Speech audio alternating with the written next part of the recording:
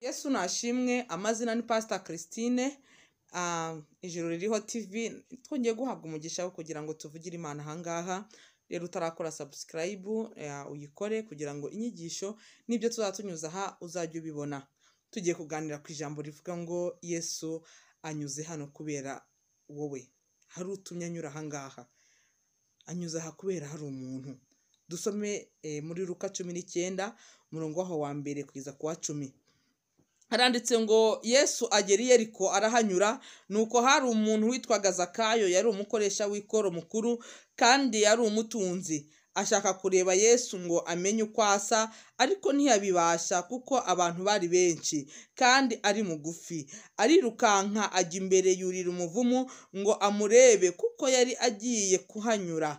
Yesu ahageze arararama aramubwira ati, Zakayo, ururuka vuba kuko uyu munsi nkwiye kurara iwawe. Yururuka vuba amwakira anezerewe. Abantu bose babibonye barabyivovotera bati, dore agiye gucumbika ku munyabyaha.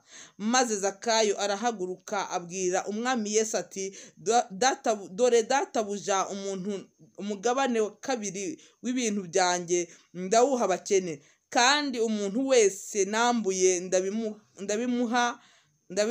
ndabimuriha kane. Yesu aramubwira ati, uyu munsi agakiza kaje muri iyi nzu, kuko nawe uri umwana wa Aburahamu. Kandi umwana w'umuntu yazanywe no gushaka no gukiza icyari cyazimiye. Amina. Haleluya.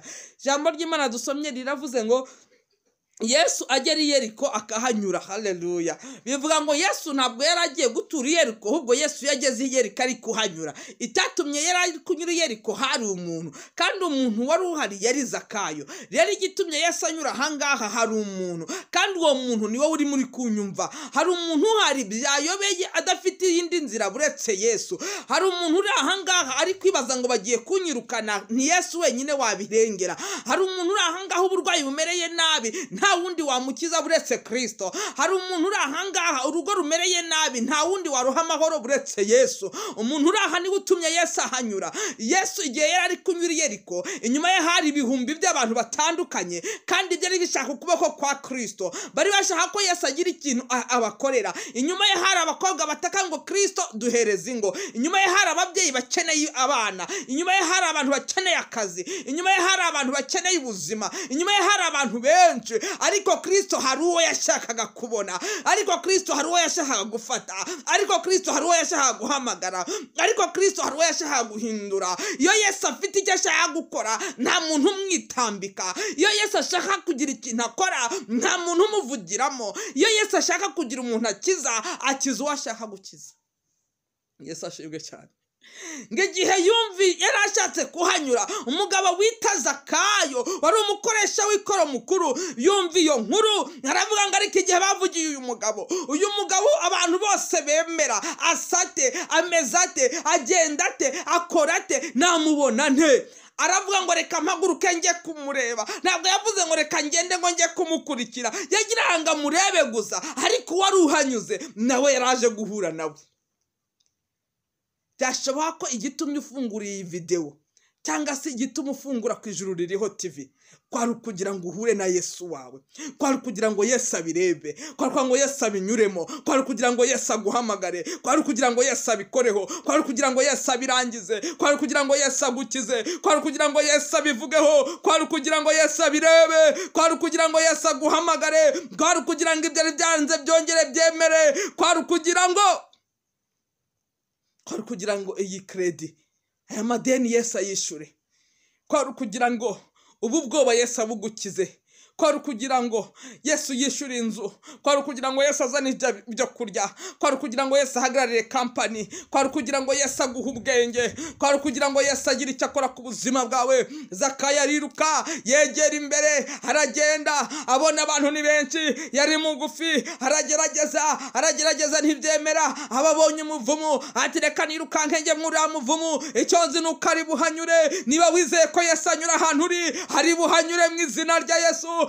kandi arasiga bigize neza, arasiga ari bizima, ibyari byarapfuye arabikiza, ibyari byarapfuye arabizura, abarwayi abakize, intambara zikuremo. Yesu agarure amahoro, ayagarure mu bana bawe, ayagarure wa mukobwa we, ayagarure wa musore we, ibyakunaniye n'ibyashoboye ntongere kwigira uko utari. Tegereza Yesu, Yesu arahari gukora. Arangije ageze mu giti, Yesu ngo akihagera ngararaba amaba yamubonye, ntabwo yamurebye gusa ahubwo yaramuhamagaye ati Zakayo we, ururuka kuko uyu munsi ndi burari wawe. Yesu ntabwo ajya avugana n'abantu bari hejuru, avugana n'abantu bururutse. Yesu ashimwe cyane. Byashoboka kubera icyuri cyo naho uri n'ubu umaze kuba we, wumva hari abo mutavugana, hari abo utakoraho, hari abo mutagendana, hari iki, ariko niba uri iyo hejuru Yesu ntabwo muri kumwe. Ariko niba wururutse ukavuga ngo ndabizi ndakomeye, ariko hari ukomeye kundusha, ndabizi ndakize, ariko arutumye nkira, ndabizi wondi we harutumye muba, ayi ukururuka ukamanuka, azavugana nawe, azagendana nawe, azakorana nawe, azahindura ibyanze guhinduka kuri wowe, kuko wamanutse ugaca bugufi. N'umugabo arururuka ati ibyubahiro bye, ata amapeti ye, ati icyubahiro yari afite, yari umusoresha mukuru, aho ngabo yaragiye kunamira imbere yabo, nibo yasoreshaga, nibo bamutinyaga. Ariko Yesu yahageze, ibintu byose byari bikomeye bicishwa bugufi. Aramanuka ajya hasi cyane, arangije aravuga ati Yesu we, izi mbabazi ungiriye, uburyo umpamagaye, aba bose barakwizera, ariko urantoranyije, ntakwiriye, nanjye ibyo ntunze ndabifata 1/2 nk'abakene, nabo nambuye ibyabo mbibasubize.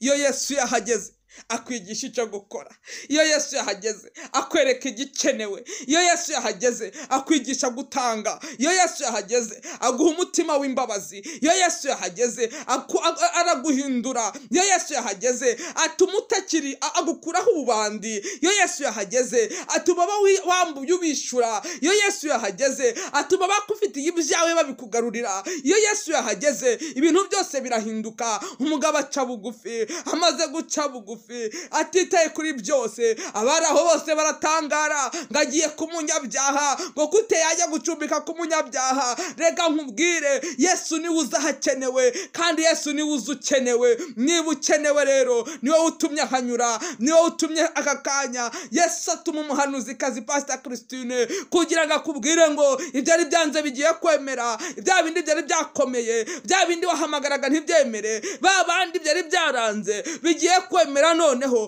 buri muntu wese abone ko Uwiteka ari we Mana.